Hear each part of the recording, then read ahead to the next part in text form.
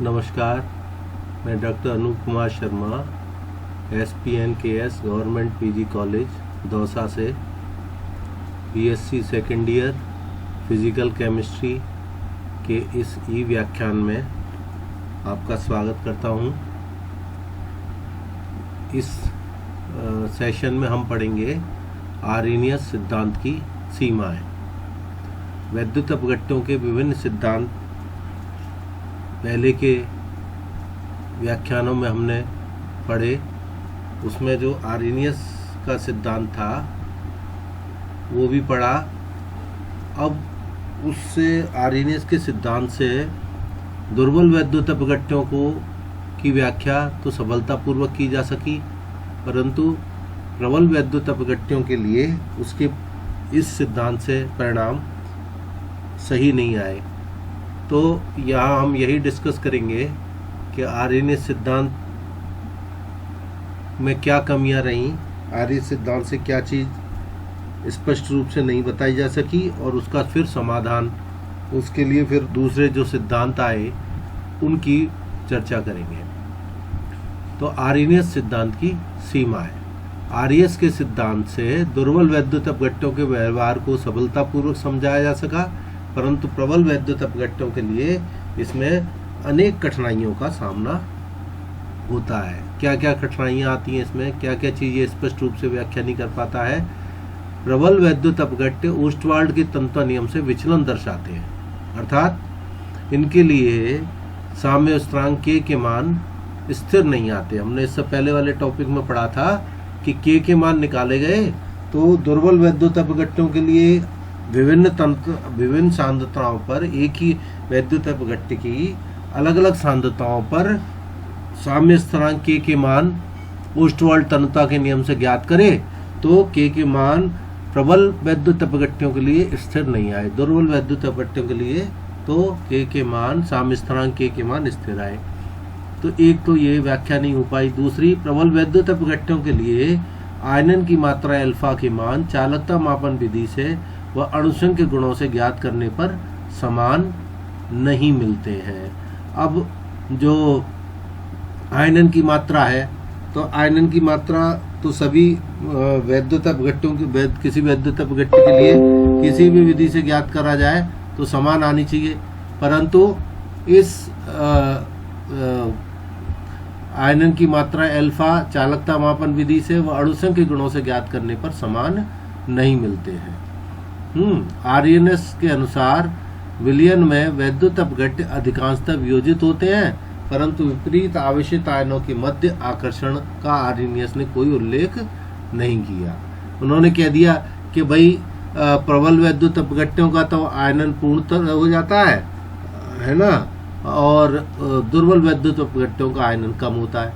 तो जब आयनन हो जाता है तो विलयन में आयन है, तो उन आयनों के मध्य परस्पर उनके बीच में आकर्षण और प्रतिकर्षण बल होंगे। उनकी व्याख्या इस सिद्धांत ने नहीं करी, उसकी कोई चर्चा ही नहीं करी। तो दुर्बल वैद्युत अपघट्यों में आयनन कम होने से आयनों के मध्य लगने वाले बलों को तो नगण्य माना जा सकता है, परंतु प्रबल वैद्युत अपघट्यों में ऐसा नहीं मान सकते। अब चर्चा नहीं करी, तो अगर दुर्बल वैद्युत अपघट्यों की बात करें तो उसमें चूंकि आयन कम है, इसलिए उनके बीच में जो बल होंगे वो भी कम होंगे, इसलिए उसको तो अपन छोड़ सकते हैं, एक बार को नगण्य मान लें। परंतु प्रबल वैद्युत अपघट्यों में उनको छोड़ा, इस आकर्षण बलों को या प्रतिकर्षण बलों को नेग्लेक्ट नहीं किया जा सकता। NaCl, KCl, NaOH आदि प्रबल वैद्युत अपघट्यों पिघली अवस्था में भी विद्युत का चालन करते हैं, अर्थात बिना जल के भी आयनन होता है। तो आर्रीनियस कह रहे हैं कि जल में घोलने पर वो आयनन होता है, परंतु ये प्रबल वैद्युत अपघट्य जो है NaCl, KCl आदि, ये पिघली अवस्था में भी विद्युत का चालन करते हैं, अर्थात इनमें आयन मौजूद हैं। तो पिघली अवस्था में भी आयनन हो गया, इसकी व्याख्या इस सिद्धांत ने नहीं करी। पांचवा, ब्रैग ने NaCl क्रिस्टल की संरचना का अध्ययन करके बताया कि ठोसों में क्रिस्टल अवस्था में भी आयन उपस्थित रहते हैं, अतः अवियोजित अणुओं का अस्तित्व ही नहीं होता। फिर Na+Cl- व NaCl के मध्य निम्नलिखित साम्य कैसे संभव है। आर्रीनियस ने कहा कि जो आयनित अवस्था रहती है और अनायनित अवस्था रहती है उसके बीच में एक साम्य रहता है। है, अनायनित NaCl और आयनित NaCl के बीच में साम्य होना चाहिए।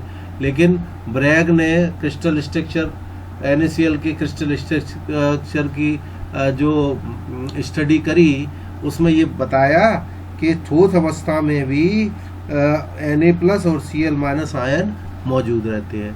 तो जब ठोस अवस्था में भी Na+ और Cl- आयन है तो उन आयनों के बीच में फिर अब जो अभियोजित अणु है NaCl अभियोजित अणु की तो कोई क्या कहते हैं अस्तित्व ही नहीं हुआ, क्योंकि ठोस अवस्था में भी Na+ Cl- है और विलयन के भी अंदर Na+ Cl- है। तो इसकी व्याख्या आर्यनीय सिद्धांत से नहीं हुई। नंबर 6, प्रबल वैद्युत अपघट्यों के तनु विलयनों के अवशोषण स्पेक्ट्रा भी अभियोजित अणुओं की उपस्थिति का प्रमाण नहीं करते। इसके बाद जब ये सिद्धांत दिया गया उसके बाद बहुत डेवलपमेंट हुए। जैसे ब्रैग ने क्रिस्टल स्ट्रक्चर का अध्ययन करा, ये बाद में डेवलपमेंट हुआ। स्पेक्ट्रोस्कोपी बाद में डेवलप हुई इस सिद्धांत के बाद। तो बाद में जब इनका स्पेक्ट्रा पढ़ा गया, वैद्युत अपघट्यों के प्रबल वैद्युत अपघट्यों के तनु विलयनों के स्पेक्ट्रा देखे गए तो उसमें अभियोजित अणु NaCl के कोई अस्तित्व नहीं हुआ। Na+ Cl- का अस्तित्व है स्पेक्ट्रा में, लेकिन NaCl का कोई अस्तित्व पता नहीं लगा। तो ये सब कमियां रहीं जो आर्यनीय सिद्धांत से स्पष्ट नहीं हो पाई। तब फिर ये विचार किया गया दूसरे सिद्धांत और वैज्ञानिकों ने कि भाई इनमें ओस्टवाल तन्यता नियम में किन किन चीज़ों की कमी रह गई जिसकी वजह से इन चीज़ों की व्याख्या नहीं हुई। तो प्रबल वैद्युत अपघट्यों के सिद्धांत, तो थ्योरी ऑफ स्ट्रॉन्ग इलेक्ट्रोलाइट्स, तो स्ट्रॉन्ग इलेक्ट्रोलाइट्स के सिद्धांत फिर दिए गए। प्रबल वैद्युत अपघट्य ओस्टवाल तन्यता नियम का पालन नहीं करते, जिस पर आर्यनीय का सिद्धांत आधारित है। ओस्टवाल्ड के तन्यता नियम का पालन नहीं करते, है ना, और आर्यनीय का सिद्धांत इस पर आधारित है। अतः प्रबल वैद्युत अपघट्यों के असंगत व्यवहार को समझाने के लिए निम्नलिखित दो संकल्पनाओं पर विचार करना होगा जिन पर ओस्टवाल्ड तन्यता का नियम आधारित है। ओस्टवाल्ड तन्यता का नियम इन दो बातों पर आधारित है। तो जब ये पूर्णतः लागू नहीं हो रहा था, इसका मतलब ये है कि इन बातों में कुछ न कुछ कमी रह गई। तो नंबर 1 क्या, आयन भी अणुओं की तरह किसी अभिक्रिया में उत्पाद है, अतः उन पर द्रव्यानुपाती क्रिया का नियम लागू होता है। तो उसने ये द्रव्यानुपाती क्रिया का नियम लागू किया था। ओस्टवाल्ड तन्यता नियम में आर्यनीय सिद्धांत के ऊपर द्रव्यानुपाती क्रिया का नियम लागू किया था। तो ये बात कही थी कि आयन चूंकि अणुओं की तरह अभिक्रिया के उत्पाद आते हैं, तो ओस्टवाल्ड तन्यता का नियम, द्रव्यानुपाती क्रिया का नियम लगा दिया उसने। इसी तरह नंबर 2 बात, किसी तन्यता पर विद्युत अपघट्य के आयनन की मात्रा उस तन्यता पर तुल्यांक की चालकता λV तथा अनंत तन्यता पर तुल्यांक की चालकता λ∞ के अनुपात के बराबर होती है। आयनन की मात्रा को अपन इससे दिखाते हैं। आर्यनीय ने ये बताया कि लैम्डा आयनन की मात्रा अल्फा = λV/λ∞, अनंत तन्यता पर चालकता और उस तन्यता पर चालकता का अनुपात। चूंकि प्रबल वैद्युत अपघट्य ओस्टवाल्ड के तन्यता नियम का पालन नहीं करते, अतः इन दोनों में से एक या दोनों संकल्पनाएं असत्य होनी चाहिए। इन दोनों में से कुछ न कुछ तो गड़बड़ है। नंबर 1, या तो आयन जो है वो भी अभिक्रिया के उत्पाद है, और नंबर 2, आयनन की मात्रा उस तन्यता पर चालकता और अनंत तन्यता पर चालकता का अनुपात है। तो इन दोनों में से कोई एक बात या तो गलत है ना, तब ये इसलिए ये सिद्धांत सही व्याख्या नहीं कर पा रहा। तो पहली संकल्पना सही है। कौन सी वाली? पहली संकल्पना कौन सी? कि आयन भी अभिक्रिया के उत्पाद है। तो पहली संकल्पना सही है, चूंकि आयन भी क्रिया के उत्पाद हैं। अतः स्पष्ट है कि प्रबल वैद्युत अपघट्यों के लिए वियोजन की मात्रा तुल्यांक की चालकताओं के अनुपात के बराबर नहीं हो सकती। इसलिए दूसरी बात ही गड़बड़ है। कौन सी बात? कि अल्फा का मान λV/λ∞ से कुछ इतर होगा, कुछ अलग होगा। तो प्रबल वैद्युत अपघट्यों के व्यवहार को समझाने के लिए विभिन्न वैज्ञानिकों ने समय समय पर कई सिद्धांत दिए। उन सबके प्रमुख बिंदु निम्नलिखित हैं। बीच में कई थ्योरियां आई। उन थ्योरीज के इसमें सबसे प्रबल डेबाय-हुकेल-ऑर्नसाइकर समीकरण, वो थ्योरी सिद्धांत है जो अभी आगे पढ़ेंगे। उससे पहले अलग अलग वैज्ञानिकों ने थ्योरियां दी। अलग अलग सिद्धांत दिए, तो उन सिद्धांतों को अलग अलग जो है वो उनसे जो बिंदु निकल के आए वो निम्नलिखित हैं। प्रबल वैद्युत अपघट्यों के व्यवहार को समझाने के लिए विभिन्न वैज्ञानिकों ने समय समय पर कई सिद्धांत दिए, उन सबके प्रमुख बिंदु निम्नलिखित हैं। नंबर 1, प्रबल विद्युत अपघट्य हर अवस्था में पूर्णतः आयनित होते हैं, लेकिन ठोस अवस्था में ये आयन विचरण के लिए मुक्त नहीं होते, है ना। तो वो जो ऊपर जो कमियां रह गई कि ठोस अवस्था में भी आयन है, तो आयन तो ठोस में भी है और विलयन में भी है, सब में है, लेकिन वो ठोस अवस्था में स्वतंत्र नहीं होते मूव करने के लिए, इसलिए विद्युत का चालन नहीं करते। नंबर 2, विलयन में उपस्थित समस्त आयनों का कुछ ही अंश गति करने के लिए स्वतंत्र होता है। आयनों की गतिशीलता माध्यम की विस्कासिता तथा विलायकन की मात्रा पर निर्भर करती है। अब आयन तो है, विलयन में आयन तो है, पूर्णतः आयन तो उत्पन्न हो गए, लेकिन वो चलने के लिए फ्री नहीं है। चलने के फ्री क्यों नहीं है कि माध्यम की विस्कासिता, गाढ़ापन, जो गाढ़ापन है उसलिए आयनों को चलने में दिक्कत होती है। नंबर 2, उनकी विलायकन हो जाता है, विलायक के अणु उसके साथ जुड़ जाते हैं आयनों के साथ। NaCl घोला जल में तो Na+ आयन के चारों तरफ जल के अणु इकट्ठे हो गए, विलायकन हो गया। इसी तरह Cl- आयन को चारों तरफ से जल के अणुओं ने घेर लिया, तो अब उनको चलने में दिक्कत हुई। तो आयन तो मौजूद है विलयन में, लेकिन वो गतिशील नहीं हो पा रहे। नहीं होने के कई कारण हैं, जैसे विस्कासिता ज्यादा हो गई या विलायकन हो गया। नंबर 3, गतिशील आयनों के अतिरिक्त शेष आयन अनंत आयनी आकर्षण बलों से बंधे रहते हैं। जो चल रहे हैं वो तो ठीक है, लेकिन जो बाकी का आयन है वो अंतर आयनी आकर्षण बलों से बंधे रहते हैं। अंतर उन आकर्षण बल, इसका आर्यनियस ने कोई जिक्र नहीं किया था कि भाई आयनों के बीच में आकर्षण बल का क्या होगा।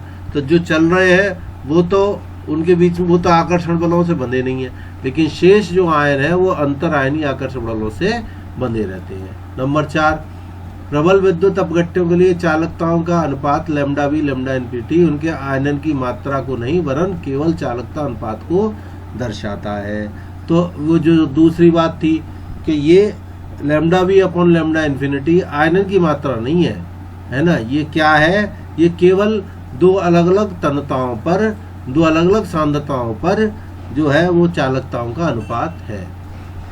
केवल गतिशील आयन ही विलयन की चालकता में योगदान देते हैं। तो इन्होंने केवल ये चालकता जो है वो केवल गतिशील आयनों पर ही निर्भर करती है। भारतीय वैज्ञानिक JC घोष ने इस गतिशील अंश को सक्रिय भाग कहा। इसके लिए इन्होंने एक सूत्र दिया √V log A = K। इस सूत्र के आधार पर एक एक संयोजी प्रबल वैद्युत अपघट्यों के सांद्र विलयनों की कुछ सीमा तक व्याख्या की जा सकती है। तो इंडियन साइंटिस्ट थे JC घोष साहब, उन्होंने कहा कि भाई जो आयनों का वो हिस्सा जो गतिशील है, जो चालकता के लिए जिम्मेदार है, उसको उन्होंने नाम दिया सक्रिय, है ना। सक्रिय भाग है वो, है ना। उन्होंने उसकी व्याख्या भी करी, है ना। उससे जो है प्रबल वैद्युत अपघट्यों की काफी क्या हद तक कुछ व्याख्या भी हुई। तो डेवाई हुकल ने प्रबल विद्युत अपघट्यों का एक सिद्धांत प्रस्तुत किया, जिसे बाद में ऑनसेगर ने संशोधित किया। तो विभिन्न, वैसे तो इसमें योगदान बहुत सारे वैज्ञानिकों का है, लेकिन प्रमुख सिद्धांत जो है इसमें जो उभर के आया वो DY हुकल ने दिया। बाद में ऑनसेगर नामक वैज्ञानिक ने उसमें संशोधन किया। तो अब हम इसकी बात करेंगे DY हुकल सिद्धांत। DY हुकल सिद्धांत क्या है? DY हुकल ने 1923 में एक सिद्धांत दिया, जिसके अनुसार सभी तन्यताओं पर प्रबल वैद्युत अपघट्य पूर्णतः आयनित रहते हैं। क्रिस्टलों के रमन स्पेक्ट्रा एक्स किरण विश्लेषण से ज्ञात होता है कि ये ठोस अवस्था में भी आयनित रहते हैं। वस्तुतः प्रबल वैद्युत अपघट्य विलयन पूर्ण रूप से आयनित तो समस्त सांद्रताओं पर रहते हैं, लेकिन पूर्ण रूप से वियोजित समस्त सांद्रताओं पर नहीं होते, बल्कि एक दूसरे से आकर्षित होकर आयनिक युग्म बना लेते हैं। तो अब जब तक ये सिद्धांत दिया गया तब तक तो बहुत सारी चीजें और आधुनिक तकनीकी डेवलप हो गई थी, है ना। आर्यनियस ने जब सिद्धांत दिया था वे चीजें उपलब्ध नहीं थी। तो DY हुकल ने 1923 में जब तक ये सिद्धांत दिया है तब तक एक्सरे, रमन स्पेक्ट्रोस्कोपी डेवलप हो गई थी, एक्स किरण विश्लेषण हो गया था। तो तो तब इन्होंने कहा कि साहब ठोस अवस्था में भी रहते तो ये आयनित हैं। वस्तुतः प्रबल वैद्युत अपघट्य विलयन में पूर्ण रूप से आयनित तो समस्त सांद्रताओं पर रहते हैं, लेकिन पूर्ण रूप से वियोजित समस्त सांद्रताओं पर नहीं होते। आयनित तो रहते हैं, आयन तो मौजूद है, लेकिन वो आयन डिसोसिएट नहीं होते, आपस में बंधे रहते हैं, वियोजित नहीं होते। और एक दूसरे से आकर्षित होकर आयनिक युग्म बना लेते हैं।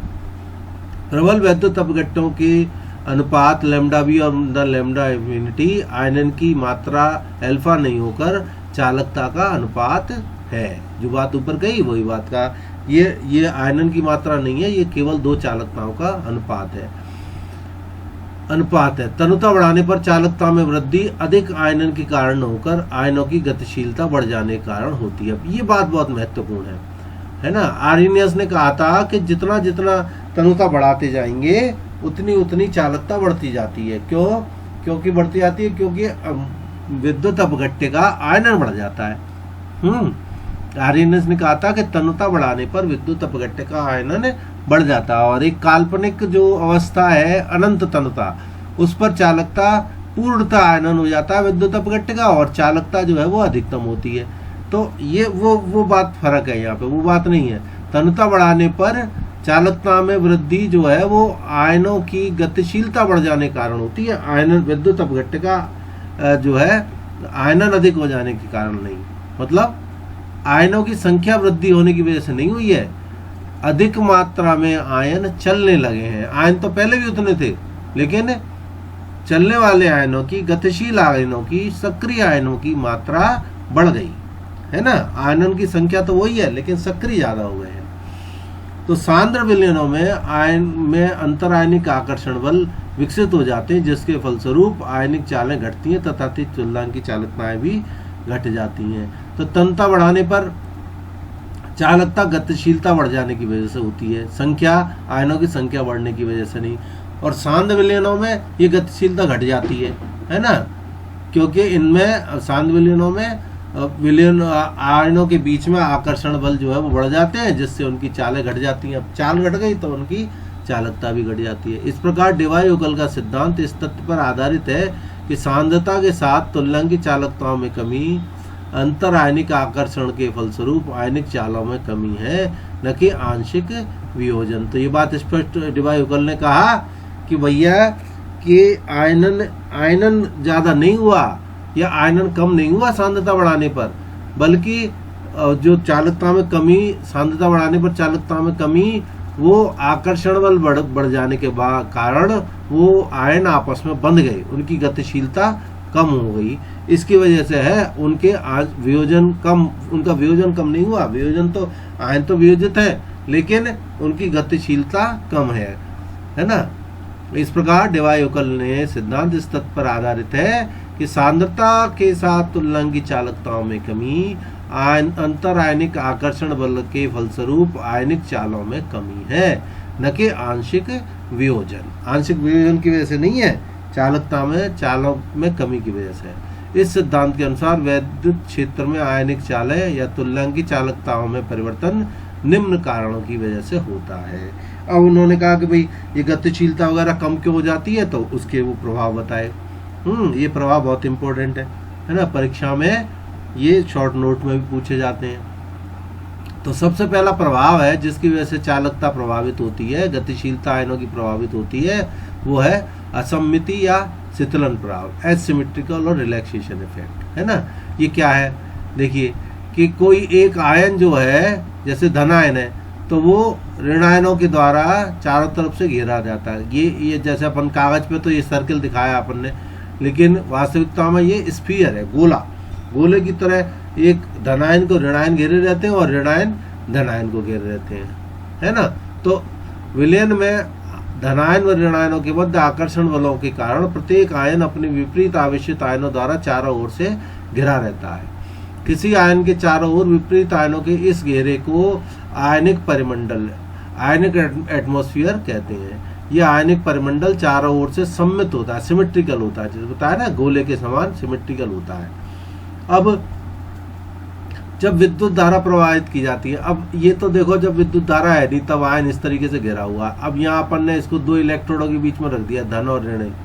अब ये धनायन तो ऋण इलेक्ट्रोड की तरफ जाएगा, है ना, कैटायन तो कैथोड की तरफ जाएगा, और एनायन जो है वो एनोड की तरफ जाएंगे। तो जब विद्युत धारा प्रवाहित की जाती है तो आयन विपरीत आवेशित इलेक्ट्रॉनों की ओर गति करने लगते हैं, जिससे आयनिक परिमंडल की सममिति नष्ट होती है। यहाँ तो सिमेट्रिकल था, गोले की तरह घेरा हुआ था, और यहाँ पे सिमेट्री जो है वो नष्ट हो गई। इस अवस्था में केंद्रीय आयन पर आयनिक परिमंडल द्वारा प्रयुक्त आकर्षण बल चारों ओर से समान नहीं रहता, वरन जिधर आयन गतिशील है उधर कम तथा उसके पीछे की दिशा में अधिक होता है। अब यहाँ देखें हम, ये धनायन इधर मूव कर रहा है ना, अब इधर जा रहा है, और इधर तो आयन कम है ऋण आयन, तो इधर से तो इसको आकर्षित कम कर रहे हैं, लेकिन पीछे ऋण आयनों की संख्या ज्यादा है तो पीछे से इसको ज्यादा खींचेंगे, पीछे ज्यादा खींचेंगे तो इसको गति प्रभावित, इसकी गति जो है कम होगी, है ना, इसको पीछे से खींच रहे हैं। यही लिखा है यहाँ पे कि केंद्रीय आयन पर आयनिक परिमंडल द्वारा आकर्षण बल चारों ओर से समान नहीं रहता, वरन जिधर आयन गतिशील है उधर तो कम तथा उसके पीछे की दिशा में अधिक होता है। आयनिक परिमंडल जड़त्व के कारण गतिशील आयन के साथ अपने को समायोजित करने में कुछ समय लेता है, और इस समय को श्रांति काल या शीतलन काल कहते हैं, है ना। ये जो ये अगर अपन यहाँ पे विद्युत धारा बंद कर दें तो ये जो आयनिक परिमंडल है ये वापस इसको चारों तरफ से घेर लेगा, वापस सिमेट्रिकल हो जाएगा।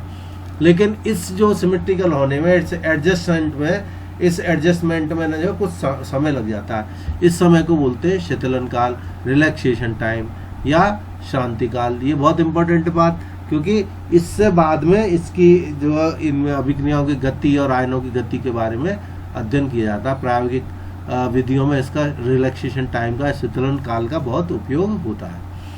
तो शीतलन काल वो समय है जो जिस समय में विपरीत आवेशित आयन उस आयन को वापस चारों तरफ से घेर लेते हैं। केंद्रीय आयन के पीछे की ओर विपरीत आयनों के अधिक होने के कारण उन पर पीछे से स्थिर विद्युत आकर्षण बल लगता है, इलेक्ट्रोस्टैटिक ड्रैग लगता है, जो इलेक्ट्रोड की ओर उसकी चाल को कम कर देता है।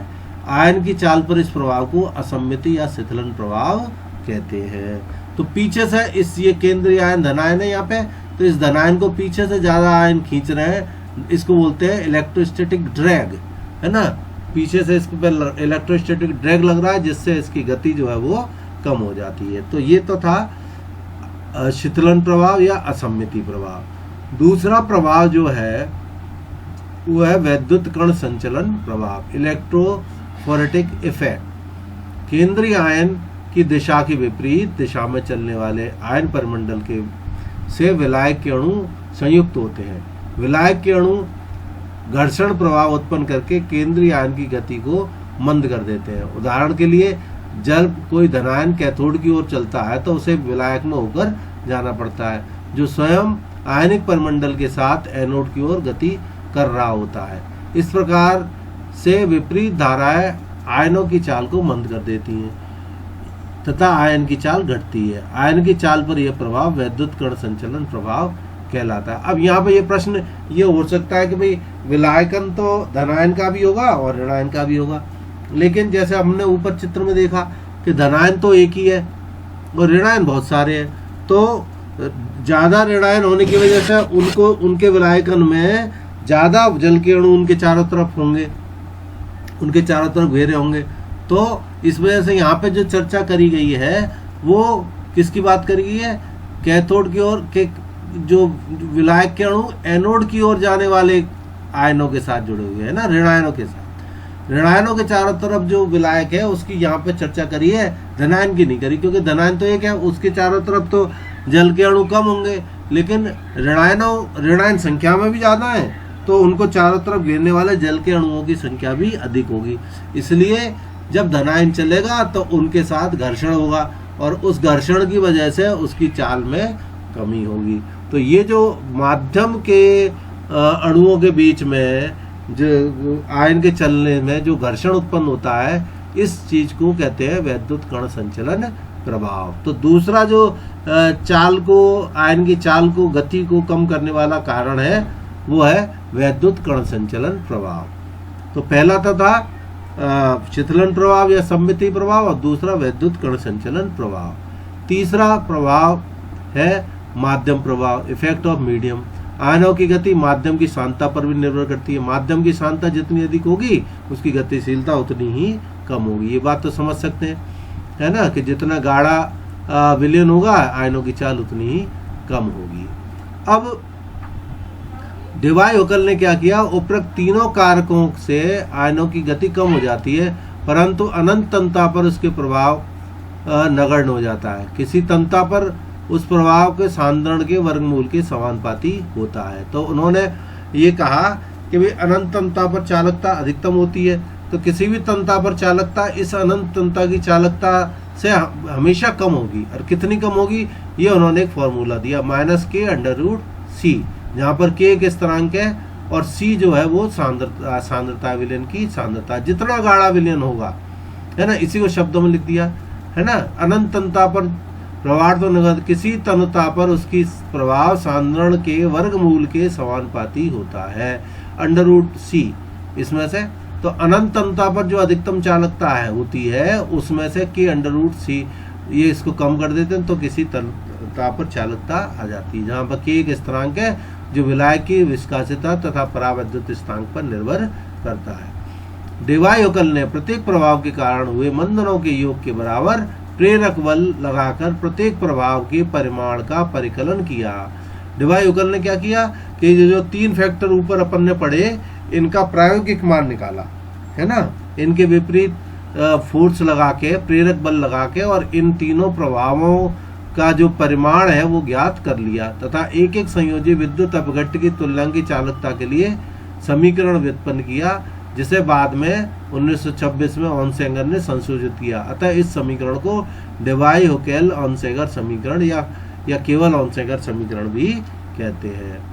तो वो क्या है, वो इसी में है ना, इसी में यहाँ पे ये जो k जो था, जो स्थिरांक का कि विलायक की विस्कासिता, परावैद्युत स्थिरांक, इन सब चीजों पर निर्भर करता है, ये इसको स्पष्ट नहीं किया था। यहाँ पे इसी की यहाँ पे ये वैल्यू निकाल दी है ना, इसका प्रायोगिक मान निकाले इन सब फैक्टरों के और उसको यहाँ पे जोड़ दिया। तो ये समीकरण डिवाई-हुकल, ये तो डिवाई-हुकल समीकरण है और ये डिवाई-हुकल ऑनसेगर समीकरण है। Lambda v = lambda infinity minus 82.48 upon dt √dt है to the power half into eta plus 8.20 into 10⁵ upon D eta to the power 3/2 pi lambda infinity √c, जहाँ पर डी व नीटा विलायक के क्रम से परावैद्युत स्थिरांक व श्यानता है। समीकरण 2 को निम्न प्रकार लिख सकते हैं। तो इसी को ऐसे शॉर्ट में ऐसे लिख देते हैं, इस चीज को a लिख देते हैं और इस चीज को b लिख देते हैं ना। तो ये डिवाई-हुकल ऑनसेगर समीकरण कहलाता है। तो इन दोनों समीकरणों में फर्क क्या है, डिवाई-हुकल ने तो केवल यहाँ पे एक स्थिरांक कह दी और फिर उसके जब मान वगैरह निकाले, ये सब ऑनसेगर ने ये सब चीजें करी उसमें कि उसका परिमाण निकाल दिया, है ना, क्वांटिटेटिव वैल्यू निकाल के उन फैक्टर्स की जो ऊपर रिटार्डेशन फोर्सेस थे इनकी निकाल के इसके साथ जोड़ दिया गया। तो ये समीकरण डिवाई-हुकल ऑनसेगर समीकरण हो गया। अब इसका वेरिफिकेशन कैसे हुआ, सत्यापन, डिवाई-हुकल ऑनसेगर समीकरण का सत्यापन। तो ऑनसेगर समीकरण, ये जो ऊपर जो समीकरण नंबर 3 है, ऑनसेगर समीकरण 3 का सरल रेखा का समीकरण है ना। ये समीकरण सरल रेखा y बराबर mx, y बराबर mx प्लस c, तो यहाँ पे माइनस है mx ये माइनस mx प्लस c, है ना। तो ऑनसेगर समीकरण सरल रेखा का समीकरण है। अतः लैम्डा v को √c के विरुद्ध आलेखित करने पर एक सरल रेखा प्राप्त होती है। ये तो y बराबर हो गया और ये -m हो गया और ये x, तो y और x मतलब लैम्डा v और √c के बीच में, x एक्सिस पे तो √c और y एक्सिस पे लैम्डा v, इसके बीच में समीकरण करेंगे तो कौन सा समीकरण हो गया, ये y बराबर -mx प्लस c हो गया, है ना। तो ऊपर से नेगेटिव स्लोप वाली रेखाएं प्राप्त होंगी इस तरीके की। तो ऑनसेगर समीकरण सरल रेखा का समीकरण है। अतः लैम्डा v और √c के विरुद्ध आलेखित करने पर एक सरल रेखा प्राप्त होती है। विभिन्न वैद्युत अपघट्यों के लिए लैम्डा v √c के प्रायोगिक मान आलेखित करने पर सरल रेखाएं प्राप्त हुई, जिससे ऑनसेगर समीकरण का सत्यापन होता है। तो HCl, KCl, AgNO3 आदि के लिए अलग अलग सांद्रताओं पर इनकी चालकता निकाली और उसके बीच में ग्राफ खींचा, तो वो सरल रेखा प्राप्त हुई। इसलिए इसका जो है वो सत्यापन हो गया। समीकरण 2, परावैद्युत स्थिरांक D दोनों पदों के हर में है, अतः कम डी वाले विलायकों में तुल्यांक की सांद्रता वृद्धि के साथ साथ अधिक तेजी से घटती है। एल्कोहल, एसीटोनाइट्राइल आदि कम डी वाले विलायकों में तुल्यांक की चालकता वास्तव में घटती हैं, अतः ऑनसेगर समीकरण सही है। अब इसमें ये बात ये कर रहे हैं अपन कि इस समीकरण में देखें आप डी जो है वो दोनों तरफ dt आप देखो डी जो है वो हर में है, तो जिसके लिए डी की वैल्यू कम हो गई जिन विलायकों में, उस विलायकों में ये घटने वाली चीजों की मात्रा ज्यादा हो गई है ना। छोटी संख्या से भाग दोगे आप तो ये संख्या ये बड़ी रह जाएगी संख्या, बी की वैल्यू ज्यादा होगी।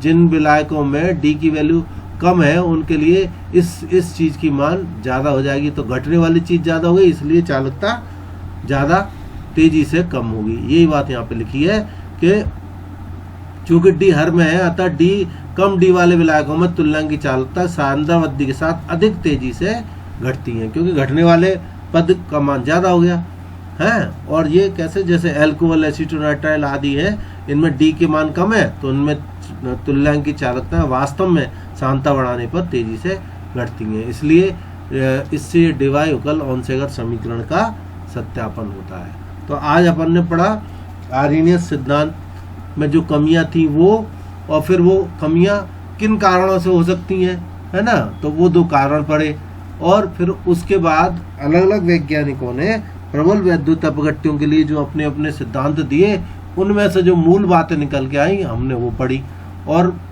आखिर में डिवाई-हुकल जो है वो सिद्धांत पढ़ा। डिवाई-हुकल सिद्धांत में ये बताया कि आयन तो ठोस अवस्था में भी वैद्युत अपघट्यों में आयन उपस्थित रहते हैं, लेकिन गतिशील नहीं होते।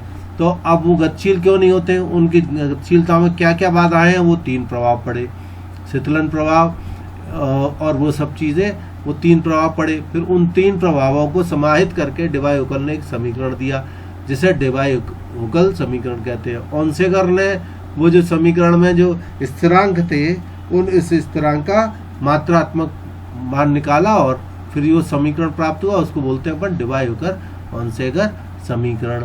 अब उस समीकरण का प्रायोगिक सत्यापन हो गया। तो इससे ये डिवाई-हुकल सिद्धांत जो है वो सिद्धांत बन गया, स्थापित हो गया। धन्यवाद।